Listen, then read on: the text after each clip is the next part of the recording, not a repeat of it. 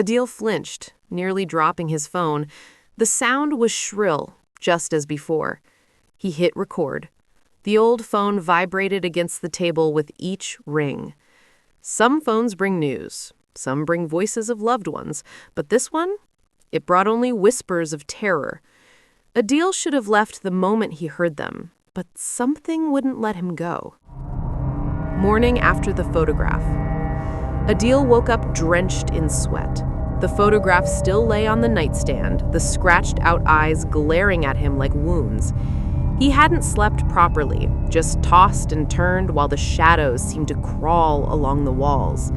By daylight, it was easier to dismiss what had happened.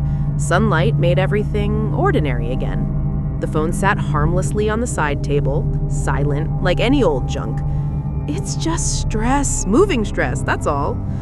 But the photo, that was harder to explain. Who was the man in it, and why did the reflection look like him? He stuffed the picture back into the wooden box, shoved it deep into the closet, and told himself he wouldn't think about it again. The second warning. That night, Adeel decided to test it. He sat in the living room with his phone camera pointed at the black rotary phone. If it rang, he would record it, proof that it wasn't just in his head. Hours passed. He scrolled through his phone, trying to stay awake. The city outside was quiet. Too quiet. Then, at exactly midnight, ring. He picked it up, whispering into the receiver, "Who are you?" The static roared. Then the whisper came, clear and cold. "Don't look behind you." Adeel froze. His blood turned to ice. Slowly, against every instinct, he turned his head. The hallway behind him was dark, empty. But for a split second, he thought he saw a shadow move. He dropped the receiver, his breathing ragged. The phone swung back and forth, still ringing, though he had answered it. When he finally gathered the courage to look at the camera recording, his heart stopped. The phone had not made a sound in the video. No ringing, no voice, nothing. The neighbor. The next morning, desperate for answers, Adeel went downstairs.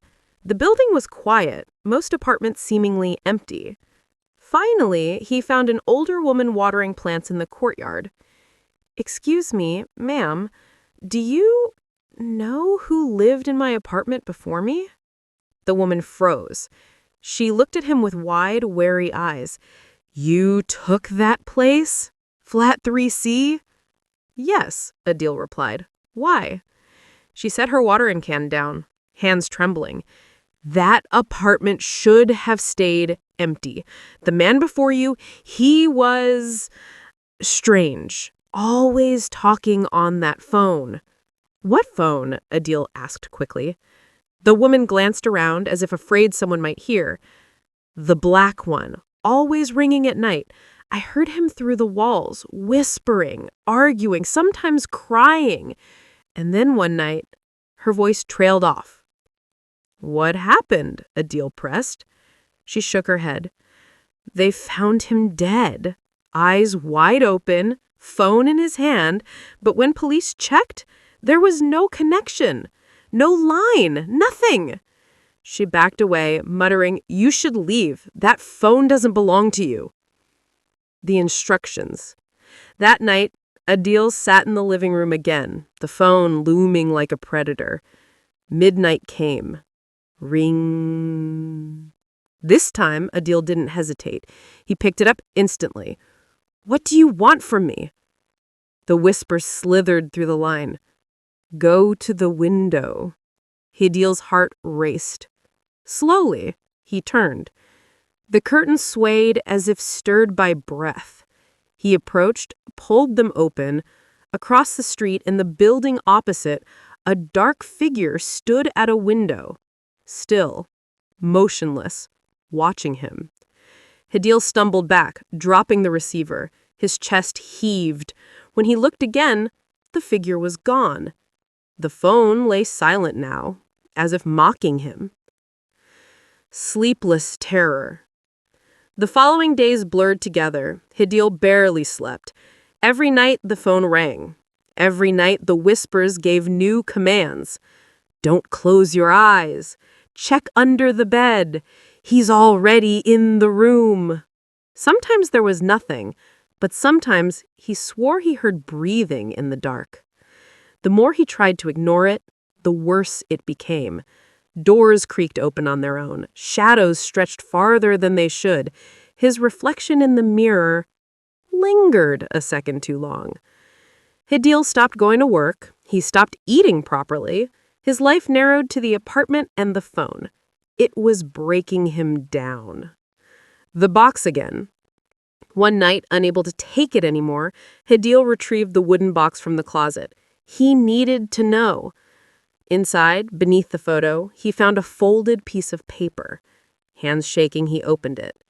It was a letter. The handwriting was messy, frantic. If you are reading this, the phone has chosen you. It never stops. Don't answer after the third night. The fourth call is the one that takes you. The paper slipped from Adeel's fingers. He glanced at the phone. Midnight was approaching. It was the fourth night. The fourth call. 12 a.m. Ring! The sound split the silence. Adeel's whole body shook. The letter's warning echoed in his mind. Don't answer the fourth call. But the ringing was unbearable. It clawed at his nerves, dug into his skull. Ring, ring, ring. Finally, with tears in his eyes, he grabbed the receiver. The whisper came instantly, louder than ever. You shouldn't have answered. The line crackled violently. Then the voice returned, distorted and furious. Now look under your bed. Adeel's breath caught. His hands trembled. Slowly, he lowered himself to the floor. The phone receiver dangled from the cord, whispering static. He bent down, peered into the darkness beneath the bed. At first, nothing, just dust and shadows. Then, two pale eyes opened.